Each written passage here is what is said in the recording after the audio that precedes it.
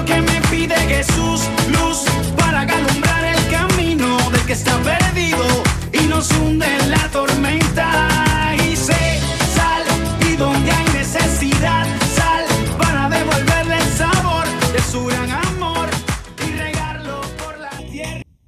Hola, ¿cómo estás? Bienvenidos una vez más a tu programa Luz y Sal.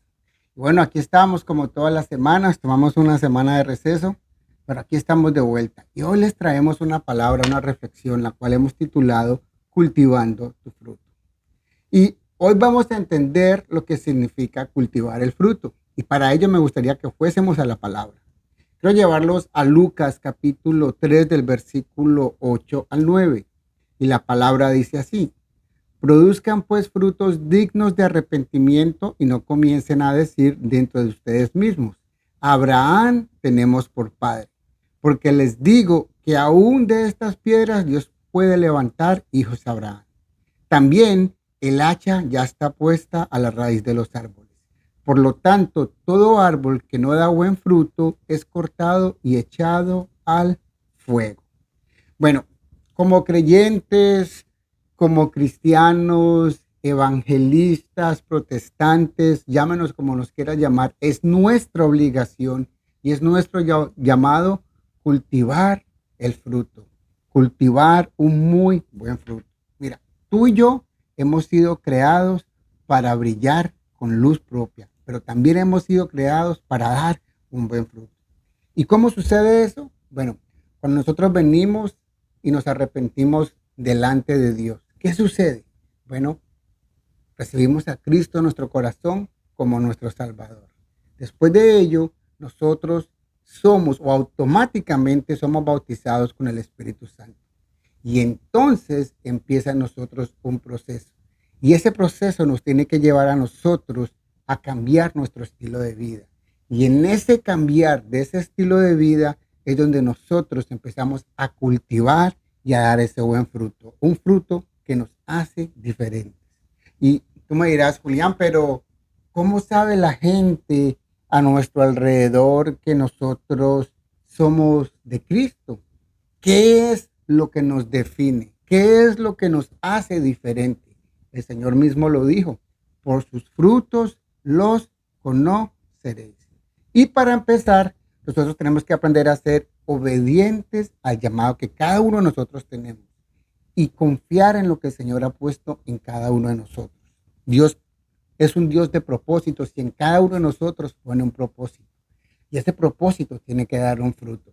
Pero debemos ser obedientes al Señor. Mira lo que nos dice Jeremías en el capítulo 17, versículos 7 al 8.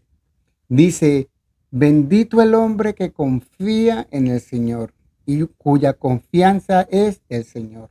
Será como un árbol plantado junto a las aguas y que extiende sus raíces a la corriente. No temerá cuando venga el calor, sino que sus hojas estarán verdes.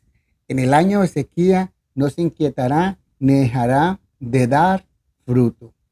Esto sucede cuando nosotros confiamos en el Señor. Esas ramas que se extienden hacia la raíz, somos nosotros confiando en el Señor, creyendo en el Señor, teniendo esa comunión con el Señor.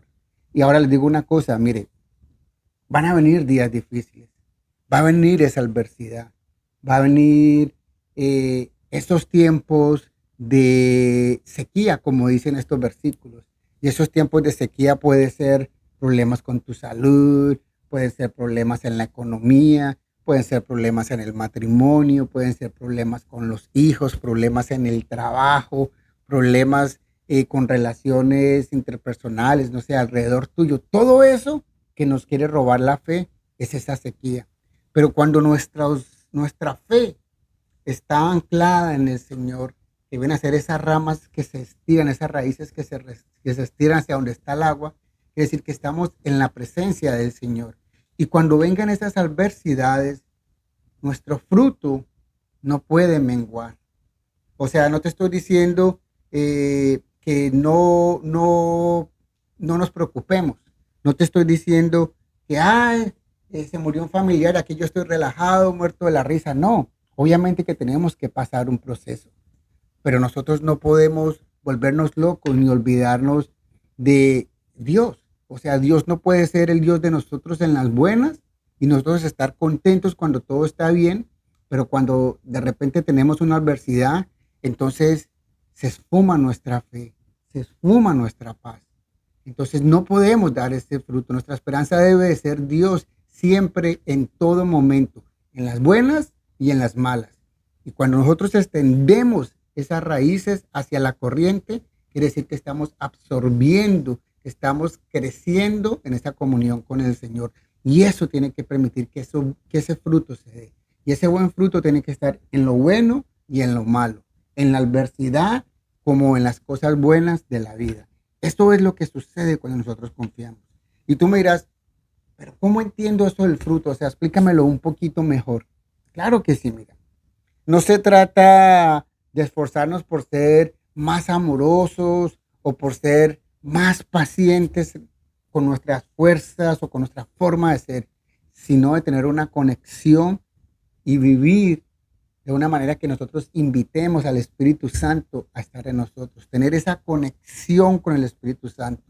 Y cuando nosotros le damos lugar al Espíritu Santo en nuestras decisiones, en nuestra forma de pensar, en nuestra forma de hablar y de obrar, entonces el fruto del Espíritu Santo empieza a formarse en cada uno de nosotros y por ende empieza a verse delante de los demás. Eso es lo que hace cuando nosotros cultivamos ese fruto. Y tú te preguntarás, bueno, pero ¿cuál es el fruto? Mira, un fruto que tiene 9 elementos, así de sencillo. Toda persona que tenga el fruto del Espíritu Santo debe ser una persona que refleje amor, que refleje gozo, tiene que tener gozo, que sea benigno, que sea bondadoso, que tenga fe, que sea misericordioso, que tenga paz, que tenga mansedumbre, que tenga templanza. Esos son los 9 elementos que forman el Espíritu Santo. Cuando tú ves una persona que tiene todas estas características o algunas de estas características, está formando lo que se dice o desempeñando lo que se dice el fruto del Espíritu Santo. Eso es algo que nosotros tenemos que tener muy claro. Dios nos llamó para que nosotros seamos diferentes, somos escogidos, somos elegidos. Y yo no estoy hablando de que somos pues del club de la élite, no. Acuérdense que los he dicho muchas veces, la palabra santo significa separado, apartado para Dios. Y Dios quiere que nosotros seamos santos, pero Dios quiere que nosotros demos también un buen fruto. Y es nuestro trabajo cultivar ese buen fruto. Como hijos de Dios hemos sido llamados para brillar con luz propia. Y esa luz es a través de Cristo Jesús. Y como Cristo está en nosotros, entonces a través de nosotros es que esa luz tiene que brillar. El pastor nos decía algo, nos enseñaba algo el jueves, nos hablaba de faro de luz. Cómo el faro de luz brilla y brilla y brilla y brilla, ¿verdad? Nosotros somos ese faro de luz. Nosotros somos esa luz que alumbra en medio de las tinieblas. ¿Y qué refleja esa luz? Nuestro fruto. Por eso vuelvo y les digo, como decía el Señor Jesús, por los frutos los conoceréis. Mire, no se trata de ser religioso, no se trata de conocimiento, porque yo puedo ser todo lo religioso que quiera, levitar todo lo que quiera, saberme todos los versículos. Pero si en mí no hay fruto, simplemente es pura bulla, nada más. Lo que nos demuestra que estamos en Cristo y que estamos caminando de una manera correcta es el fruto. Que de verdad demostremos ese fruto. Mire, quiero compartirles una parábola que nos va a poner a pensar mucho. Es más, cuando yo estudiaba este tema saqué algo que el apóstol Darío nos explicaba. Y me gustó mucho y me gustaría también compartirlo con ustedes. En Mateo capítulo 21, versículos 18 al 19, vamos a hablar de la parábola de la higuera. Dice en Mateo 21, del 18 al 19. Dice, por la mañana cuando volvía a la ciudad, Jesús sintió hambre. Vio una higuera junto al camino y se acercó a ella, pero no encontró más que hojas. Entonces le dijo a la higuera, nunca más vuelvas a dar fruto, y al instante la higuera se secó. Y tú dirás, wow, Juliancho, eso es tremenda historia. Pero yo qué puedo aprender de eso. Para mí eso es como que me estás contando que el Señor Jesús le dio hambre y como no tenía fruto, pues maldijo la higuera y se secó. Chévere, un conocimiento más, pero a mí cómo me edifica eso. Mira, Jesús cuando explicaba las cosas siempre tenía un propósito detrás de ello. Siempre había algo que nos enseñaba el por qué o nos decía las cosas. ¿Sabías tú que la planta, la higuera, tiene algo muy peculiar?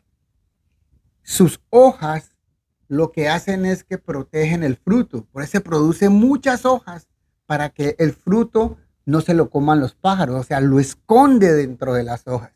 Entonces cuando Jesús venía caminando, dice, uy, esa higuera se ve llena de hojas, eso debe estar llena de higos. Mejor dicho, voy a comerme porque tengo un hambre bestial. Y cuando llega, puro tilín, tilín y nada de paletas. Hojas por todos lados, pero ni un frutico, ni una pepita chiquita.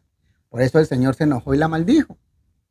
A veces nosotros somos como esa higuera. Mucha religiosidad, mucho conocimiento, mucha palabrería, pero tilín, tilín y nada de paletas. No hay fruto. Somos un montón de hojas juntas que no esconden nada, absolutamente nada más que religiosidad, conocimiento, pero sin fruto. Somos como esa higuera. Por eso es que el Señor hacía esta comparación. Por eso es que nos da a entender algo. A veces nosotros nos portamos así. Tenemos que aprender a dar ese fruto. Es necesario que tú y yo cambiemos nuestra vida, que hagamos un alto en nuestra vida y digamos, bueno, ¿cómo estoy yo? ¿Estoy dando fruto? ¿De verdad lo que estoy haciendo es lo correcto? Y desafortunadamente siento que la iglesia, y me refiero a la iglesia en general, está viviendo un síndrome de lo que yo quiero y lo que yo necesito. Y en ese desespero de buscar eso, se nos ha olvidado lo más importante, dar fruto. Se nos ha olvidado el llamado, el brillar, el cultivar y el dar ese fruto. Porque al final del caso o al final del día, a eso nos ha llamado Dios, a brillar. Él dijo, ustedes son la luz del mundo. Entonces tenemos que brillar. Claro que podemos pedir, todos debemos de pedirle al Señor. ¿A quién más vamos a ir si solamente Él tiene palabras de vida? Dice la palabra. Quiero llevarte a Colosenses capítulo 1, versículo 10. Colosenses 1:10 dice, para que andéis como es digno del Señor, agradándole en todo, llevando fruto en toda buena obra y creciendo en el conocimiento de Dios. Tres cosas aprendemos de este versículo. ¿Qué es lo que el Señor quiere que hagamos? Que le agrademos en todo, agradarle en todo. Yo sé que no somos perfectos y que nos vamos a equivocar, pero debemos tratar de agradarle en todo. Lo otro que Él dice es que llevemos fruto en toda buena obra. Y lo tercero, creciendo en el conocimiento de Dios. ¿Cómo crecemos en el conocimiento? A través de una relación con el Señor, a través de ir a la iglesia.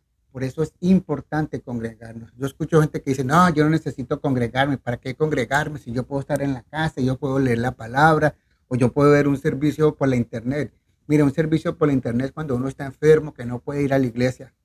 Pero no dejes de congregarte porque es ahí donde tú conoces gente. Alguien puede venir, orar por ti a través de lo que le está pasando a una persona. Tú puedes aprender. El Señor te puede hablar a través de eso, a través del testimonio de alguien. Es importante asistir a la iglesia. Y ahí en ese conocimiento tenemos esa intimidad con el Señor, leyendo la palabra, practicando la palabra. Todo eso nos lleva al conocimiento de Dios. Ahí está la respuesta.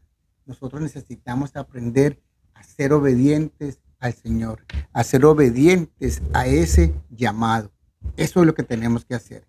Ahora, si de verdad estamos en Cristo Jesús, entonces llegó el momento de demostrarlo. Llegó el momento de que ese fruto empiece a brillar. Y mira, si nosotros tenemos la oportunidad, porque aquí hablamos del amor, y el amor es ayudar a las personas en necesidad. Entonces, si tenemos la oportunidad y a través de una buena obra, como dice aquí la palabra, practicando buenas obras, ayudar a alguien en necesidad, hagámoslo.